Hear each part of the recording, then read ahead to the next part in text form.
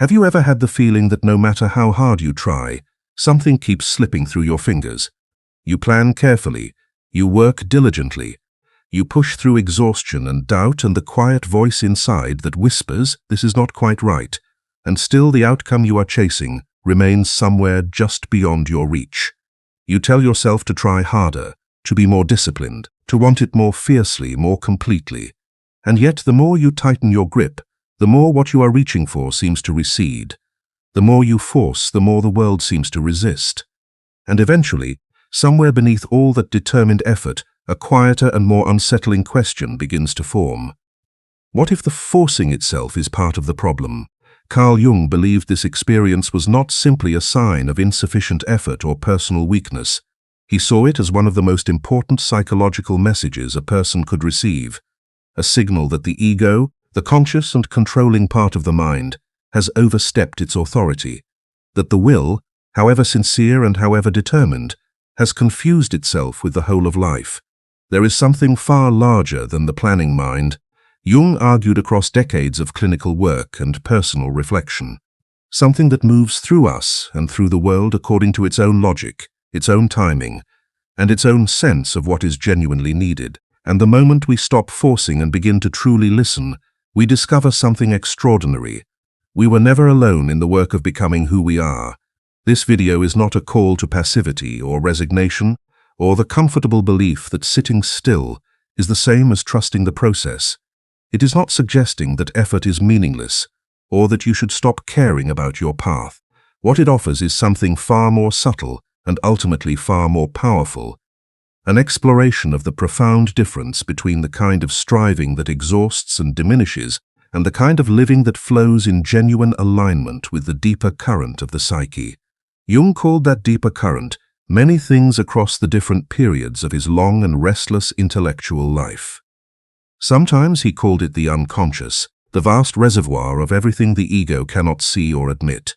Sometimes he spoke of the self, with a capital letter, the organizing totality of the psyche that exceeds and includes the ego the way the ocean exceeds and includes a single wave. And sometimes, in his late writings and in the private conversations that his students and biographers preserved, he used the word God, not as a theological claim requiring adherence to any particular doctrine, but as a way of pointing, with the most weighty language available to him, at something that is real, that is vast, and that we did not create and cannot fully command.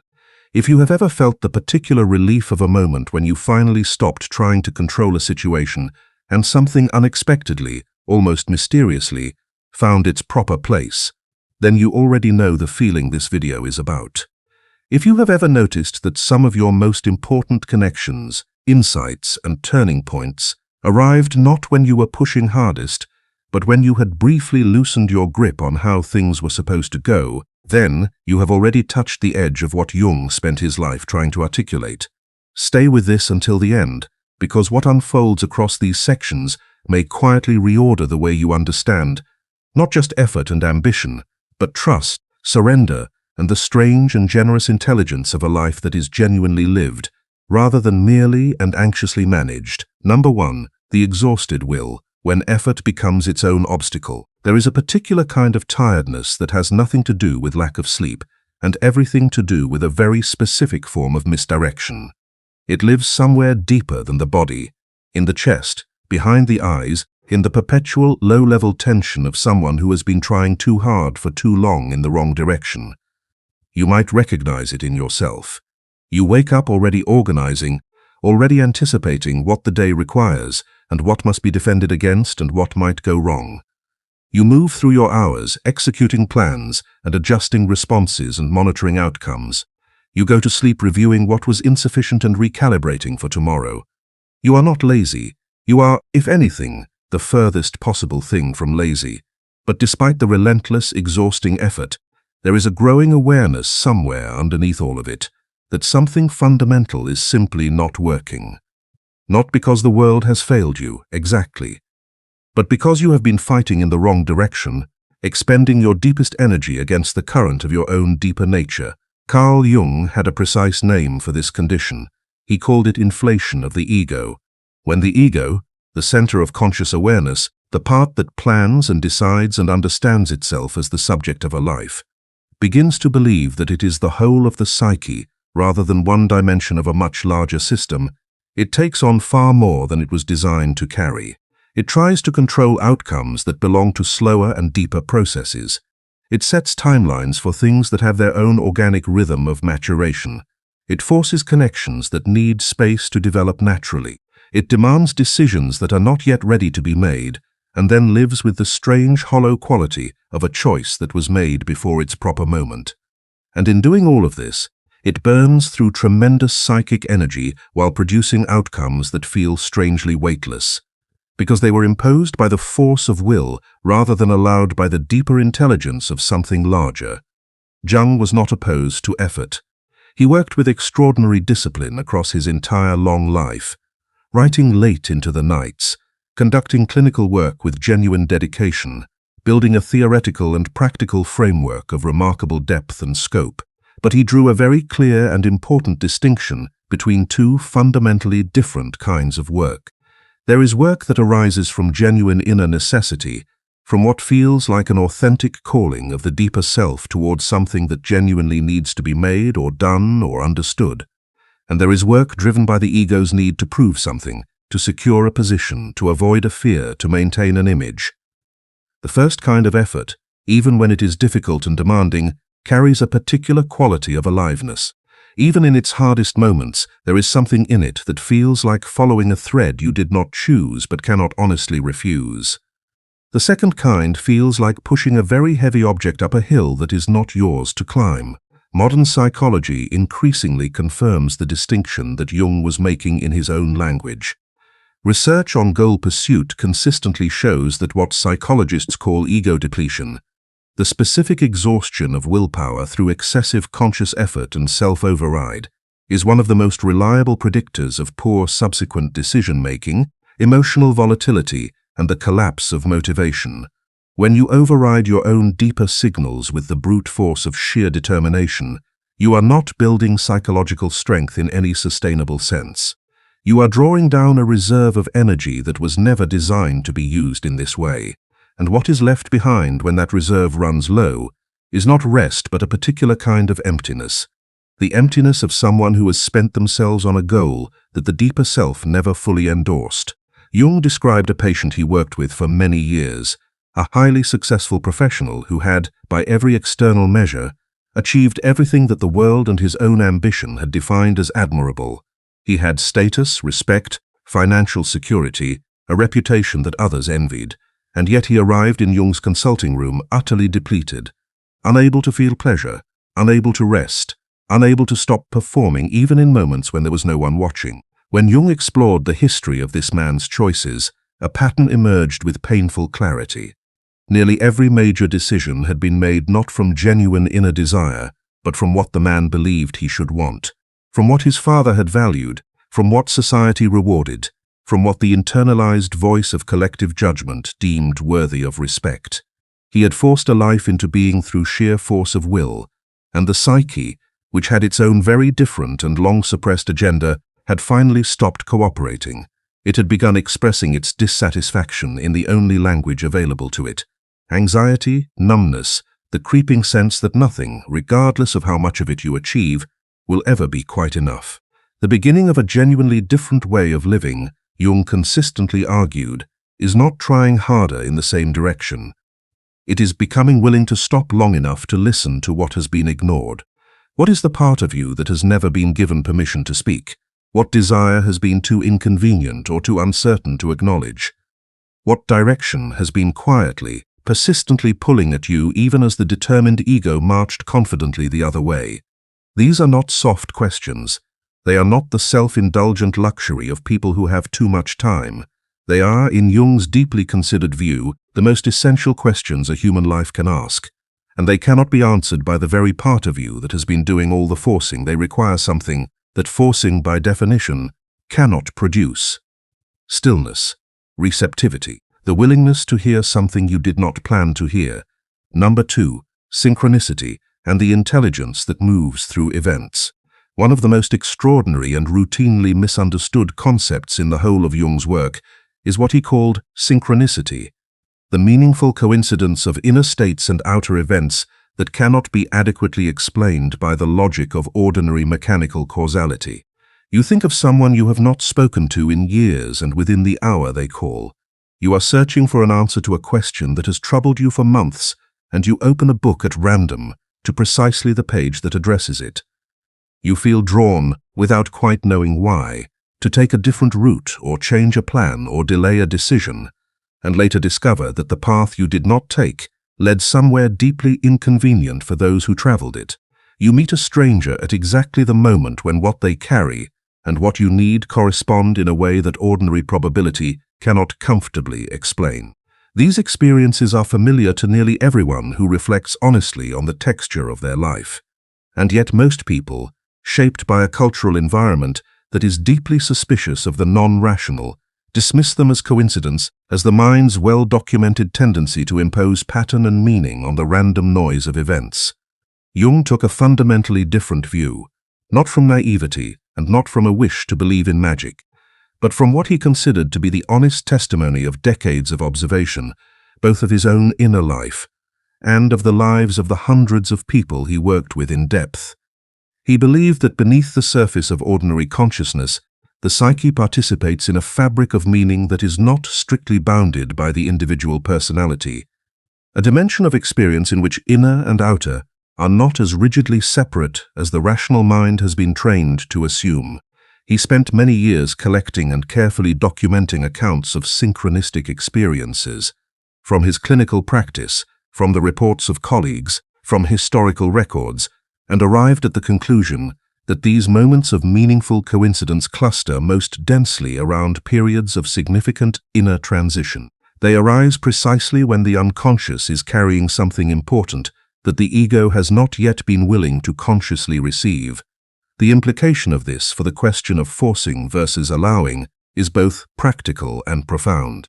If the field of events you move through is not simply an indifferent mechanical backdrop to your plans, but a living domain that resonates in some real sense with your inner state, then the act of rigid, determined forcing is not merely psychologically depleting, it actively disrupts the conditions under which meaningful guidance can appear and be recognized. When you are locked inside the narrow tunnel of a predetermined plan, pressing forward with the full weight of your will, you cannot see what is being offered from the sides. You cannot recognize an unexpected connection as relevant because you were not expecting it. You cannot follow the intuitive pull toward a person, a book, a conversation, a detour that was quietly trying to show you something important because every one of your receptors is currently engaged with maintaining the direction you have already decided is correct. Jung did not understand synchronicity as an invitation to abandon rational judgment and simply float wherever the currents carried you. He understood it as a different kind of attentiveness, the practice of noticing what the world outside reflects about what is moving within, and allowing that noticing to inform action alongside, not instead of, ordinary conscious deliberation. The person who has genuinely learned to stop forcing is not passive.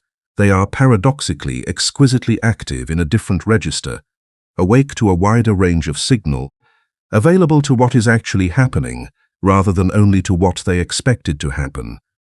They have freed up the psychic energy that was previously locked in the futile attempt to control the uncontrollable and redirected it toward the much more fertile practice of genuine perception. There is a period in Jung's own biography that illustrates this beautifully.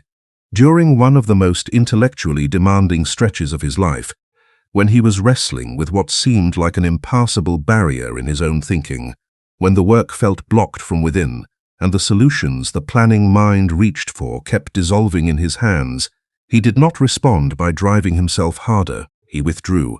He built things with his hands, stone walls, the structures at Bollingen that became so central to his sense of self. He spent unhurried time near water. He sketched, painted, played with children, allowed the days to move at a pace that had nothing to do with productivity. And in that receptive, apparently unproductive state, insights began to arrive that his forcing mind had completely blocked, insights that would become some of the most generative and original ideas in the entire history of depth psychology. He did not stop caring about the work. He stopped gripping it, and in loosening the grip, he allowed the deeper process to resume at the level where it actually lived. If you have recently found yourself in that baffling place where the harder you push towards something the further it seems to recede, you might consider what it would feel like to release the grip just slightly, not to abandon the goal, but to hold it more lightly. To continue walking forward but with less clenching, more attention to what is actually present in this moment, rather than only to what you have decided should be present. Because what Jung's careful, lifelong engagement with synchronicity suggests is this: you are not alone in the work. The deeper process is moving. Something larger than your planning mind is involved. The question is not whether you are trying hard enough. The question is whether you are quiet enough to perceive the guidance that is already being offered. Number 3. The shadow of forcing. What you push away gathers power. There is a phenomenon that Jung observed with great precision across his decades of clinical work, one that goes very directly to the heart of why forcing consistently tends to produce the opposite of its intended result. He called it the return of the repressed through the shadow. When the ego forcibly pushes away a thought, an emotion, a longing, or a direction in life that it finds inconvenient, threatening, or incompatible with its own carefully maintained self-image, that content does not simply disappear. It drops below the threshold of conscious awareness into what Jung called the shadow, the reservoir of everything the ego has rejected, denied, or refused to acknowledge, and from that position below the surface, it continues to exert influence, often in ways that are far more disruptive and far more costly than the original material would have been had it simply been acknowledged and integrated in the first place. This principle applies not only to specific psychological contents, unwanted feelings, uncomfortable memories, aspects of personality that don't fit the person you believe yourself to be, but to the larger patterns of a life. When you force a relationship to be something that its actual nature resists, the authentic dynamic does not simply accept the override and disappear. It expresses itself through friction, through the specific quality of exhaustion that comes from maintaining a fiction, through the odd distance that develops between two people who are performing closeness rather than experiencing it. When you force a career path that is genuinely wrong for your nature, the parts of you that were meant for something different do not make peace with the arrangement. They make themselves known through the slow accumulation of disenchantment, through the physical symptoms of sustained misalignment, through the creeping sense that the achievements you were so determined to reach feel, now that you have reached them, curiously empty. Jung worked with a young man who had forced himself into a field of study, and eventually a profession at the insistence of a father, whose definition of success was absolute, and whose approval the young man had spent his entire life pursuing. Despite having a deep, consistent, and entirely genuine inclination toward creative work, toward music specifically, in which he had shown real early gift, he had suppressed that inclination completely and built instead, with tremendous effort and not inconsiderable ability, a life in the hard sciences. For many years the suppression held. He was a competent professional. He received recognition, achieved a measure of the status his father had valued. He built from the outside what looked like a complete and functional life. But somewhere in his mid-30s, without any dramatic external cause, things began to unravel from within. Persistent and inexplicable anxiety, a recurring grief that had no obvious object, a growing feeling of living behind glass, watching his own life from a slight and unbridgeable distance. When he finally entered analysis and began the difficult work of engaging honestly with what he had spent decades suppressing, the emotional charge that surfaced around music was almost overwhelming. Not because music itself was the problem, but because the decades-long forcing had created a wound of genuine depth, and that wound had been quietly shaping his entire inner life from below. Jung's understanding here contains an insight that contemporary psychological research has repeatedly validated from its own very different direction. Studies on emotional suppression consistently demonstrate that active, effortful attempts to push away unwanted psychological content not only fail to eliminate that content, but typically intensify it through the mechanisms psychologists call ironic monitoring. The very process of trying not to think about or feel something requires a monitoring system that keeps that something perpetually active at a level just below full consciousness. The effort of suppression is itself a form of engagement, and it produces exactly the kind of amplification it is designed to prevent. What you resist, as the old observation goes, persists. Jung was articulating this in the language of depth psychology long before its empirical confirmation in laboratory settings.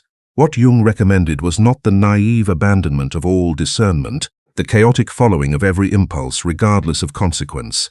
The shadow is complex, and it holds not only the repressed gold of genuine gifts and authentic desires, but also genuine destructive tendencies and unprocessed wounds that require conscious engagement rather than blind acting out. But the work of integration is fundamentally different in quality from the work of suppression. Integration means bringing the rejected content into conscious relationship, meeting it, hearing it, understanding something about its origin and its legitimate claim on your life, and then finding ways to honor what is genuinely valuable within it, while containing what is genuinely destructive. This is slow work. It is often uncomfortable work. It rarely produces quick results that can be announced with clarity. But it is the only approach that actually resolves the underlying dynamic, rather than simply pressing it temporarily out of sight. The question worth sitting with, as you leave this section, is not only what have you been forcing yourself toward, but what have you been forcing yourself away from? What have you been vigorously refusing to feel, to want, to acknowledge, to follow even in the smallest ways? What aspect of your life or your nature have you been treating as too inconvenient or too threatening to examine honestly? Because in Jung's understanding, that which we refuse to integrate does not wait politely in the dark until we are ready to deal with it. It grows, it organizes, it finds indirect routes of expression, and eventually, one way or another, it insists on being heard. Number 4, the self as guide, trusting a wisdom larger than what you can plan. Jung made a distinction that sits at the center of everything else he believed and taught, and it is a distinction that can genuinely and fundamentally change your relationship to the question of how much you should force and what you might instead allow. He distinguished carefully, consistently, and with great philosophical seriousness between the ego and the self. The ego, the center of conscious awareness, the part of the psyche that thinks and plans and decides and experiences itself as the continuous subject of a life, is real and important. Jung never dismissed it. He believed it had a crucial role to play in the full drama of psychological existence. But the ego, he argued, is not the captain of the ship in the way it characteristically believes itself to be. It is more accurately described as a relatively recent and somewhat partial awareness that has emerged from a vast, ancient, and largely unknown psychological totality. The self, capitalized to distinguish it from the narrow sense of personal identity, is that totality. It includes everything the ego knows about itself, and infinitely more that it doesn't. It encompasses the unconscious depths, the archetypes that structure human experience across cultures and centuries, the wisdom stored in the body, the information carried in dreams, the pull of genuine vocation that persists even when the ego argues against it, the deep forces that shape a life, the longings that keep returning regardless of how many times you decide they are impractical, the patterns of attraction and avoidance that repeat across relationships and situations, until something is finally understood, the timing of transformation that arrives when it is ready and cannot be meaningfully rushed. These arise not from the ego and its plans, but from the self, from this larger organizing intelligence that the ego participates in, but did not create and cannot fully comprehend. Understanding this changes everything about how you relate to the experience of forcing. When the ego forces, it is essentially claiming an authority it does not actually have. It is insisting that its partial, limited, historically conditioned view of what is needed and what should happen is more reliable than the accumulated, embodied, symbolically rich intelligence of the whole psyche. And that is a very large claim. This does not mean the ego is helpless or unimportant. Jung was very clear about this. The ego's capacity for conscious reflection, for making meaning from experience, for taking genuine moral responsibility, for speaking and creating and acting in the world with intention, all of this is precious and irreplaceable. What he was arguing against was not conscious agency, but the ego's chronic tendency to exceed its genuine authority. The ego that serves the self is very different in quality from the ego that tries to replace it. The first is attentive, reflective, and genuinely responsive to what arises from the deeper layers. The second is anxious, controlling, and perpetually exhausted by the task of managing everything that should instead be allowed to find its own level. Jung spoke with increasing openness in his later years about what he called the God image in the psyche, the archetype of the organizing center, the deep psychological structure that functions as the ultimate coordinating principle of a person's inner life. He was careful and consistent in saying that he was speaking psychologically, not making theological claims that exceeded the reach of honest investigation, but he was also honest, more honest, perhaps, than professional caution might have recommended, about what he had actually witnessed across a lifetime of depth psychological work. In person after person, regardless of religious background or philosophical position, he had encountered some form of inner experience that exceeded and organized the conscious will, something that, when consulted rather than overridden, when collaborated with rather than suppressed, consistently led toward what he could only call greater wholeness, a more complete and less tortured way of being a human being.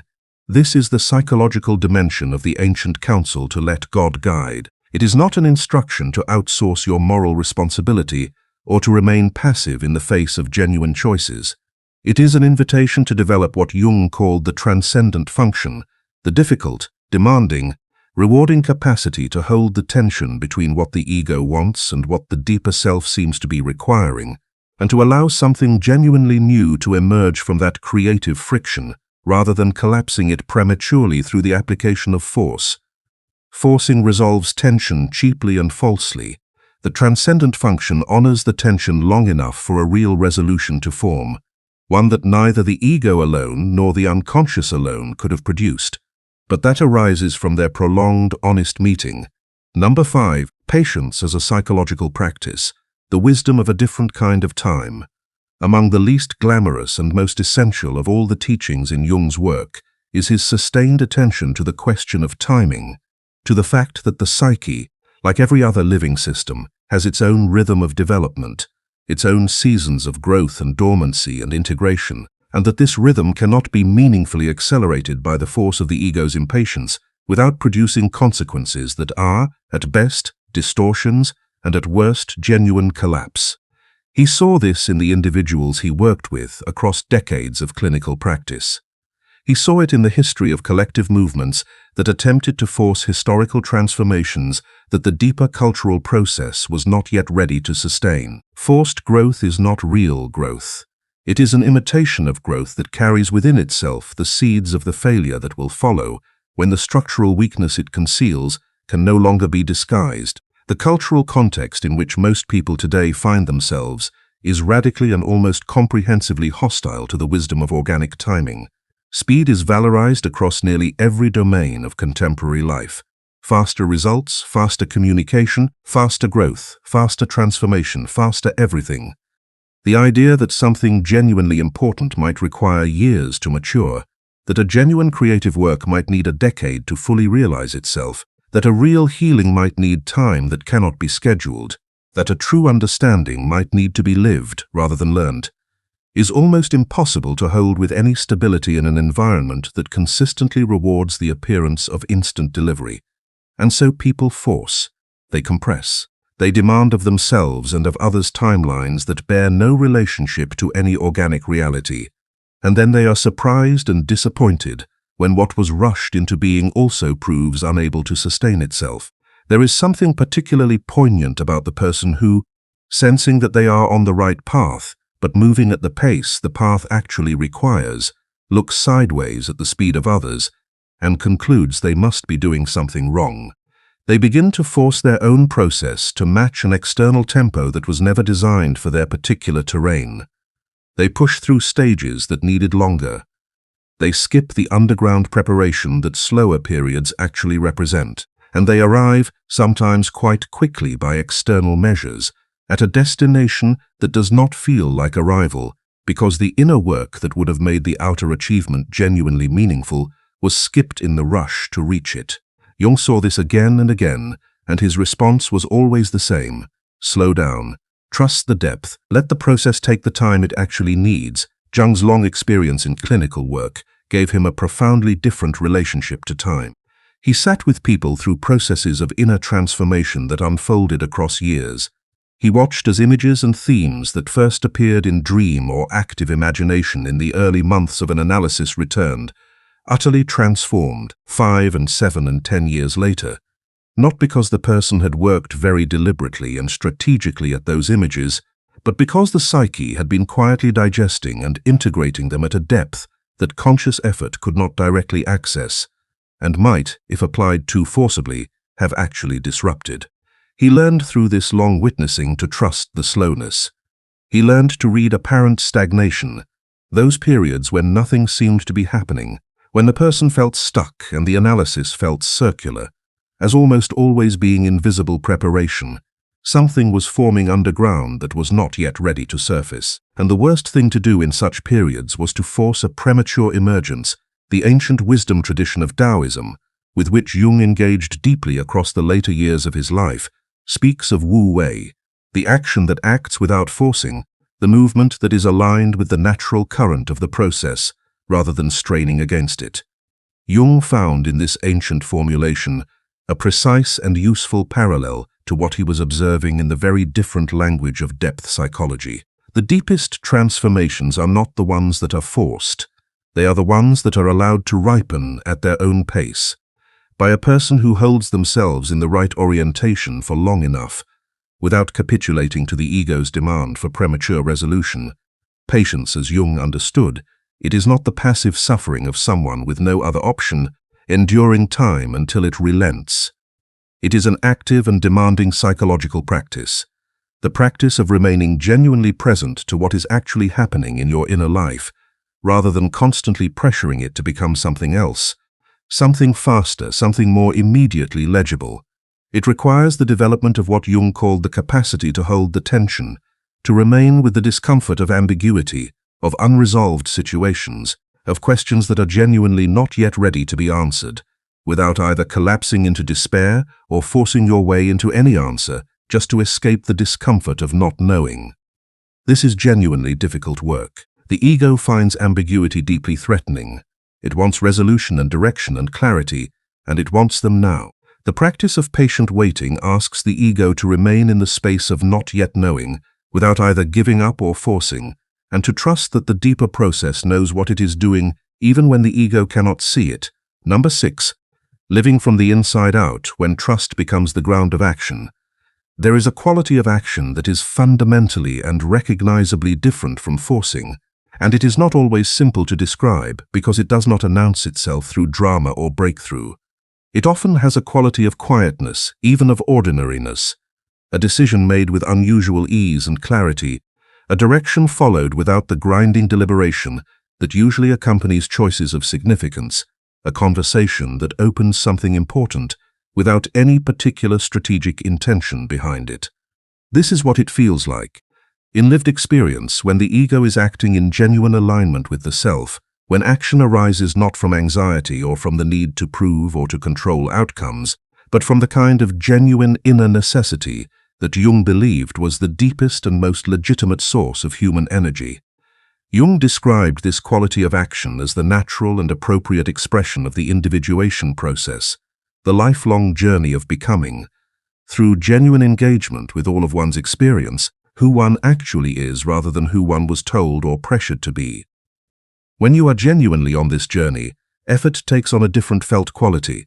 There is still exertion, there is still difficulty, sometimes profound difficulty. But underneath the difficulty there is something that might be described as a sense of rightness, a felt coherence between what you are doing and what you, at some deep level, are. This is not the same as comfort. The path of individuation, as Jung understood it, regularly leads through territory that is deeply uncomfortable, through confrontations with aspects of the self that the ego would strongly prefer not to encounter. But discomfort in the service of genuine inner necessity feels different from the soul-level exhaustion of sustaining a life that is fundamentally at odds with who you are. The foundation of this quality of living is trust, not naive trust that everything will resolve without difficulty, not the magical thinking that genuine engagement with life is never required, but the deeper and more demanding trust that the process of your life is oriented by something larger and more intelligent than what your planning mind can consciously orchestrate. Jung was asked directly, in the late interviews that have been so widely quoted, whether he believed in God. His answer was careful and precise and telling. He did not need to believe. He knew. What he knew, not as theological conviction, but as the honest testimony of a lifetime of sustained depth psychological exploration, both personally and with the hundreds of people he accompanied, was that the human psyche participates in something that exceeds it, something that, when respected and collaborated with, rather than overridden by the ego's insistence, consistently and reliably moves toward wholeness.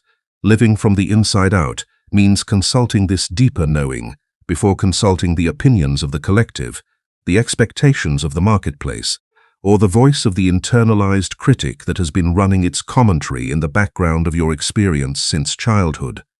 It means asking, when you stand before a genuine choice, not first what the world will think of this decision, but what the deeper and more honest part of you actually knows about it, and then being willing to act from that knowing, even when the action is modest and private, even when it is not immediately legible to those around you, even when it requires you to move at a pace or in a direction that does not match what you or anyone else had planned. It is worth pausing here to notice something that often goes unacknowledged in discussions of trust and inner guidance. The shift from forcing to allowing is not a one-time event, not a threshold you cross once and never have to return to. It is more like a practice of orientation, something you find yourself in and then lose, find again and lose again, across the whole arc of a life. There will be periods when you are living with genuine ease from your center, when decisions come clearly and actions carry that quality of inner rightness that Jung described. And there will be periods when anxiety returns, when the old habits of forcing reassert themselves, when you find yourself gripping again, tightening around an outcome, pressing against the natural pace of a process, overriding the quieter signal in favor of the louder demand. These periods of regression are not failure. They are part of the landscape. Jung never promised a linear path to wholeness. He was honest about the fact that the work of individuation is cyclical, returning again and again to the same territories at deeper and deeper levels.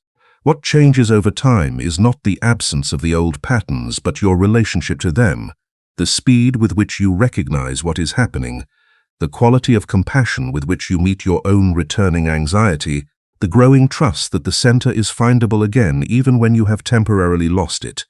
The practice, in other words, is not to never force again. It is to notice, earlier and earlier, when you have started forcing, and to know how to find your way back. Number 7, the paradox of surrender. How letting go of control is how you find yourself. There is a deep and understandable fear that arises in people who have lived for a long time under the rule of the forcing ego when they first genuinely encounter the idea of release.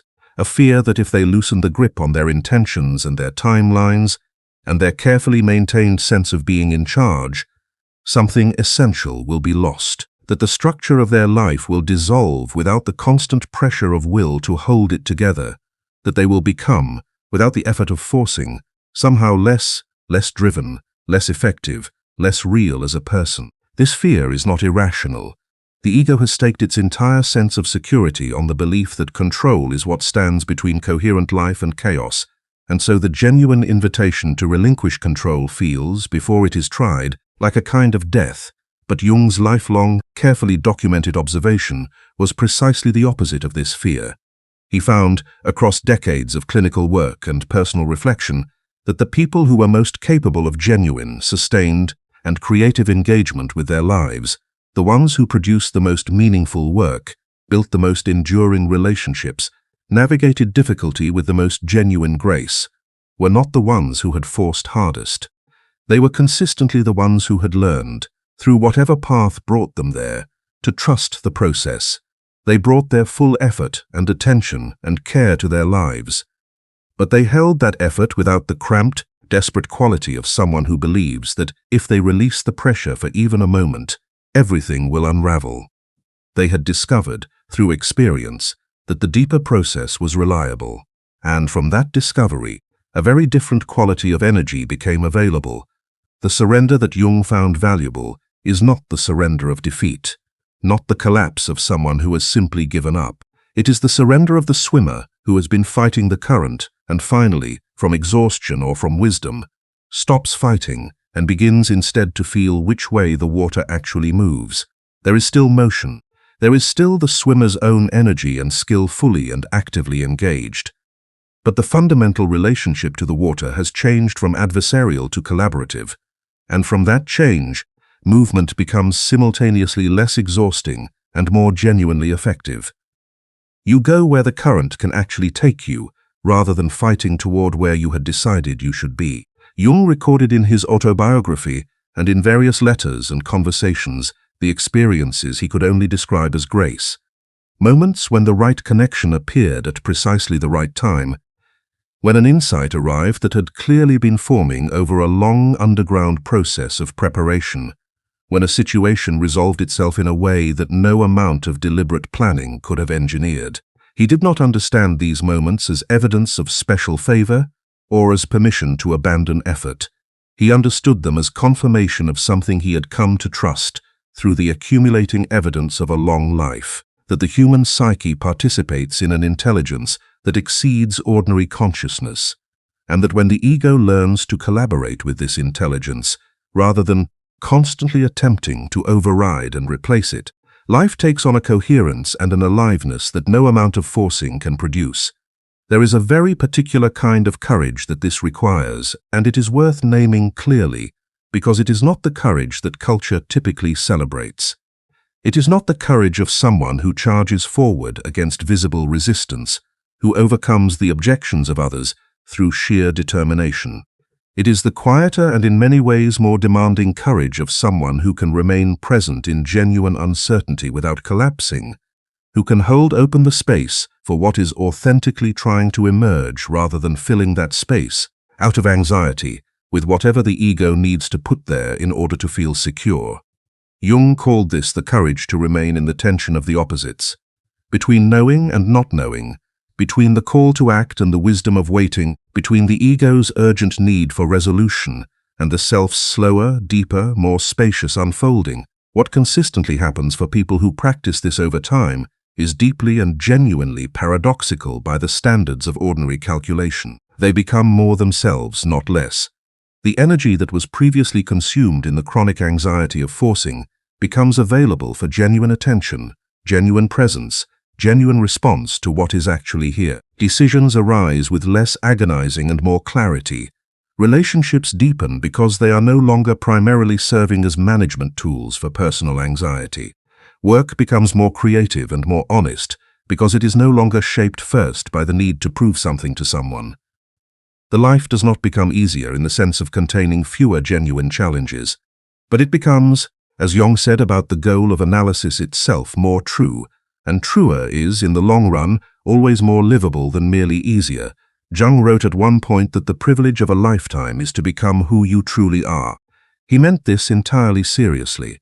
He had watched too many people spend their lives becoming more and more efficient at being someone other than themselves, and he knew the particular quality of suffering that this produced. Not dramatic suffering, not the kind that announces itself clearly, but the quiet, pervasive, bone-deep suffering of a person who has never quite managed to inhabit their own existence. The becoming that he pointed toward as the genuine privilege of a life is not a project the ego can manage. It is a process the ego can only serve. By remaining attentive, by keeping faith with what arises from the deeper levels, and by sustaining the willingness to be surprised by where the process actually leads, all you can genuinely do is stay present, stay attentive, stay honest, and keep clearing the space inside yourself so that what wants to live through you can find its way, at the proper time and in the proper form, to the surface. If there is one thing that Jung's enormous body of work might be distilled to say about the question of forcing versus allowing, it is something like this: the deepest goods in a life, the most genuine connections, the most alive creative work, the most enduring transformations, the moments of unexpected recognition, when you suddenly know you are exactly where you are supposed to be. These are almost never the things you forced into existence through the brute application of will. They are the things that found you. Found you because you had finally, in some moment of exhaustion or courage or grace, stopped cluttering the space with so much frantic effort that there was nowhere for them to land. This is not a counsel to stop caring. It is an invitation to care in a different way, more deeply, more honestly, and with a trust in the process that the forcing ego has never quite been able to afford.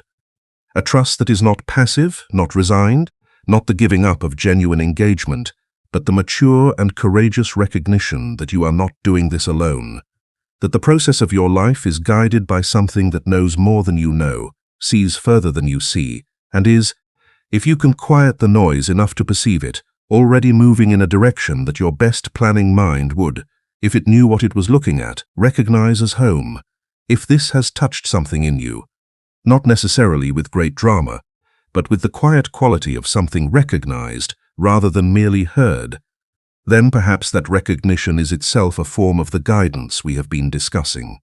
And if you want to continue exploring what it means to live in genuine alignment with the deeper current of your own being, keep walking the path. Not because someone else's timeline says you should, but because something in you already knows it is time. Number 8, the quiet life. Finding dignity in a path that does not perform.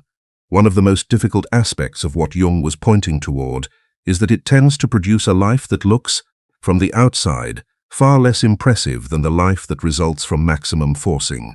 The person who has learned to allow, to follow genuine inner necessity at the pace it actually moves, to wait when waiting is what the depth requires, and to act when action is genuinely called for.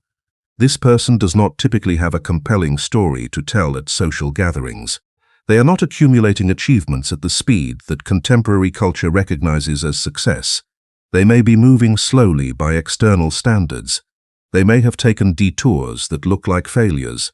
They may have declined opportunities that looked brilliant from the outside because something inside told them, quietly and persistently, that the timing was wrong or the direction was false. And they are often unable to explain these choices in a way that satisfies the people around them who are still living by the collective map. Jung understood this dimension of the inward path very clearly, and he did not sentimentalize it. He knew that choosing authenticity over performance carried genuine social costs. He knew that the person who begins to follow genuine inner necessity rather than collective standards will frequently appear to be doing less, achieving less, and making less rational decisions than those around them who are still competing efficiently within the agreed-upon game. And he held that this appearance of lesser achievement is often, paradoxically, the outer face of a more genuine and more sustainable form of becoming. He wrote about what he called the small life, not small in the sense of insignificant, but small in the sense of not performing for a large audience, a life built around genuine necessity rather than impressive scale.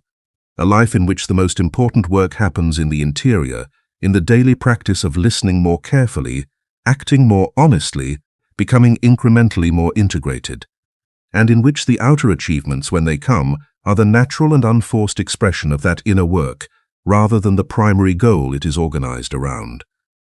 This kind of life, Jung believed, carried a particular dignity that the successfully forced life rarely achieves, the dignity of something that is genuinely itself, rather than an impressive approximation of what it should be. There is a quality of relief in discovering this. Many people who have been running the race of external achievement for years carry, alongside their visible success, a private and unnamed exhaustion, the exhaustion of someone who has been performing rather than living, who has been managing an image rather than inhabiting an existence. When they first encounter the permission that Jung's work implicitly offers, the permission to slow down, to move at the pace that genuine integration actually requires, to value inner truth over external appearance, the relief can be almost physical. Something releases that they did not know they were holding. And what becomes possible in that release is not the diminishment they feared, but a different and richer kind of fullness. The world, of course, does not stop having its timelines and its comparisons and its pressure to move faster and achieve more and prove yourself again and again in the currency that collective agreement currently prizes. Jung did not suggest that the path inward makes you immune to the weight of all of that.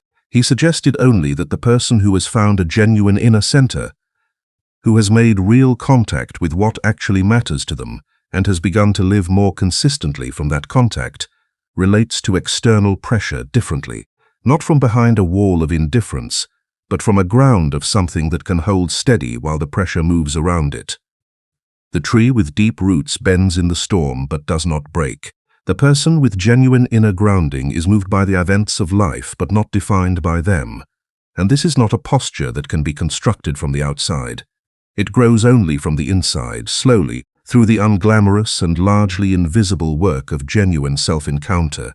If you have been trying, in the terms of this video, to force your way into a version of yourself that looks more impressive, more together, more arrived than the one you actually inhabit right now, this is the invitation to consider whether that forcing is adding anything real, or whether it is simply adding noise to a process that would move more freely without it.